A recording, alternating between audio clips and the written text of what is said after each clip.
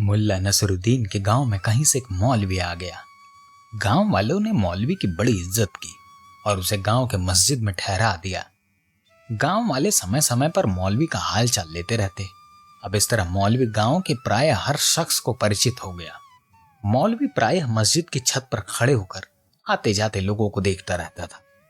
अमूमन हर रोज उसे एक पतली लंबी दाढ़ी वाला आदमी सिर पर नोकेदार टोपी लगाए हुए एक गधे पर बैठा मस्जिद के आगे से गुजरता हुआ दिखाई पड़ता था। इस आदमी को देखकर मौलाना के मन में यह सवाल पैदा होता, आखिर यह शख्स कौन है?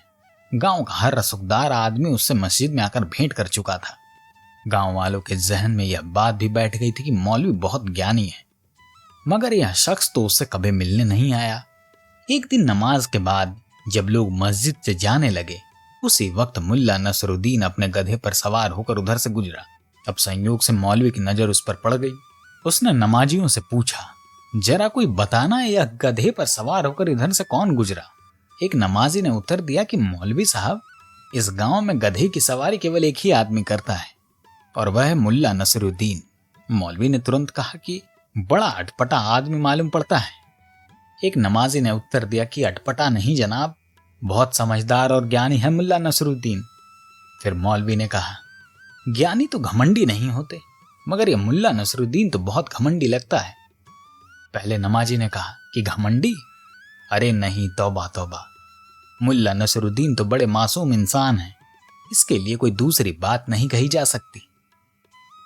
देखो, इस गांव के हर आदमी ने मुझसे मिलकर अपनी खुशी जाहिर की, मगर यह मुल्ला नसरुद्दीन कभी मेरे पास नहीं आया। यह उसके घमंड की निशानी नहीं तो और क्या है? तब उस नमाजी ने मौलवी से कहा कि मौलवी साहब, मुल्ला बिना वजह कहीं नहीं जाता। इतना विद्वान और रसूख वाला इंसान होकर भी मेहनत मजदूरी करके अपने परिवार का पेट पालता है, इसीलिए आपसे मिलने नहीं आया होगा, इसमें कोई बड़ी बात नहीं। मौलवी ने कहा कि ठीक है, मगर तुम लोग उससे मेरी मुलाकात करवाओ, देखूं तो सही कितना ज्ञानी है। अब नमाजी ने उत्साहित होकर कहा कि हाँ हाँ, मुलाकात तो होनी ही चाहिए, बहुत मजा आता है जब दो ज्ञानियों के बीच में बातें होती हैं। और उस नमाजी ने थोड़े उत्साह में आकर कहा कि चलिए मौलवी साहब, मेरे साथ बाजार, मैं जानता हूं कि इस वक्त मुल्ला नसरुद्दीन कहां गया होगा। अब मौलवी तुरंत तैयार हो गया, क्योंकि उस पर जुनून सवार था यह प्रमाणित करने का कि वह मुल्ला नसरुद्दीन से बड़ा ज्ञानी है। अब वह 2-3 नमाजियों को लेकर बाजार पहुंचा, जहां मुल्ला नसरुद्दीन काम कर रहा था एक सेठ के गोदाम पर। मुल्ला नसरुद्दीन एक सेठ के गोदाम पर चावल भरने का काम कर रहा था। अब मुल्ला के साथ गए नमाजियों ने उसका परिचय करवाया मौलवी से। मुल्ला नसरुद्दीन ने मौलवी की ओर देखा और मुस्कुराया। कहा, मौलवी साहब, आप हमारे गांव में रहते हैं, इसकी जानकारी मुझे पहले ही थी, मगर यह इत्तेफाक आज हुआ है कि हम मिल रहे हैं।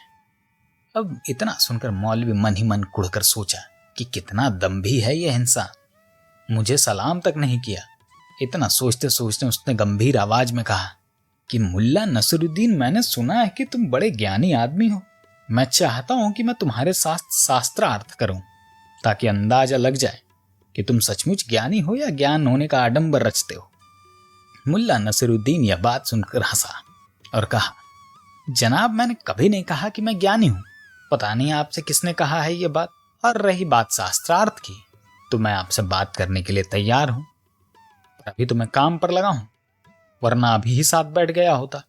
आप ऐसा करें कि जुम्मे की शाम को मेरे घर आ जाएं, वहीं बैठकर बातें होंगी। मौलवी ने कहा कि ठीक है, जुम्मे की शाम, याद रहे लेकिन। और यह बात बोलने में अजीब चुनौती का भाव था उसकी आवाज में। जुम्मे तक मौलवी गांव के लोगों को बताता रहा कि जुम्मे की शाम को मुल्ला नसरुद्दीन के साथ वह शास्त्रार्थ करके परखेगा कि वाकई मुल्ला है कितनी पानी में। जुम्मे की शाम को मौलवी गांव के चुनिंदा लोगों को साथ लेकर मुल्ला नसरुद्दीन के घर पर पहुंचा, तो यह देखकर चकित रह गया कि उसके घर पर ताला लटका हुआ है। उसने जब आसपास के लोगों से जानकारी ली तो पता चला कि आज सुबह ही मुल्ला अपनी बेगम को लेकर के ससुराल गया है। अब यह सुनकर मौलवी का खून खौल उठा। उसने दीवार पर सफेदी चढ़ाने के लिए बनाया गया एक गाढ़ा मुल्ले के दरवाजे पास देखा। उसने तुरंत एक ऊंची बनाई और मुल्ला नसरुद्दीन के दरवाजे पर लिख दिया, बेवकूफ, वो भी बड़े बड़े अक्षरों में, और यह शब्द दूर से भी पढ़ा जा सकता था। इसके बाद मौलवी अपनी मस्जिद की ओर लौट गया। अब शाम ढलने के बाद मुल्ला नसरुद्दीन अपने घर पहुंचा। और दरवाजे पर बेवकूफ लिखा दिखा तो समझ गया कि माजरा क्या है। उसने बेगम को चाबी थमाई और कहा कि तुम चलो घर के अंदर, मैं अभी आया। अब बेगम कुछ कहती उससे पहले नसरुद्दीन तेज कदमों से चलता हुआ मस्जिद पहुंच गया और मौलाना से जाकर कहा कि माफ कीजिए जनाब, मैं भूल गया था कि आज आप मेरे गरीब खाने पर शास्त्रार्थ के लिए आने वाले हैं, वरना मैं ससुराल नहीं जाता। मगर मुझे याद था।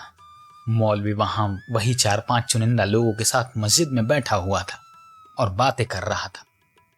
जब उसने यह बात सुनी मुल्ला नसरुद्दीन की तो उसने तुरंत बोला कि आप भूल सकते हैं, मगर मुझे याद था और मैं गया भी था। अब मुल्ला नसरुद्दीन ने जवाब दिया कि हाँ जनाब, दरवाजे पर आपका नाम बड़े बड़े अक्षरों में देखकर मैं समझ गया, इसलिए तो मैं आपसे माफी मांगने चला आया। अच्छा अब चलता हूं। मौलवी अकचकाया सा मुल्ला को देखने लगा और मुल्ला अपनी दाढ़ी सहलाता हुआ मस्जिद से बाहर आ गया। अगर यह कहानी पसंद आई हो तो चैनल को सब्सक्राइब करना ना भूलें। धन्यवाद।